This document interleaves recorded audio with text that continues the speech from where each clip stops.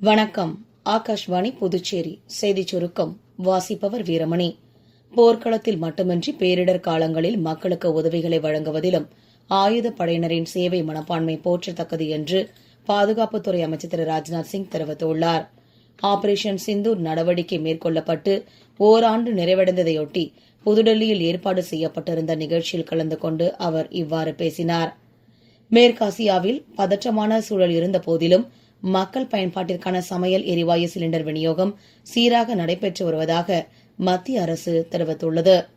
ஜெர்மனியில் உள்ள பெருமளவிலான அமெரிக்க படைகள் விலக்கிக் கொள்ளப்படும் என்று அமெரிக்க அதிபர் திரு டொனால்டு டிரம்ப் தெரிவித்துள்ளார்.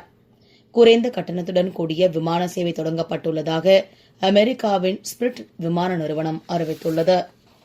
புதுச்சேரி சட்டப்பேரவை தேர்தல் 2026க்கான 30 தொகுதிகளில் பதிவான வாக்குகளை எண்ணும் பணி நாளை நடைபெறவுள்ளது.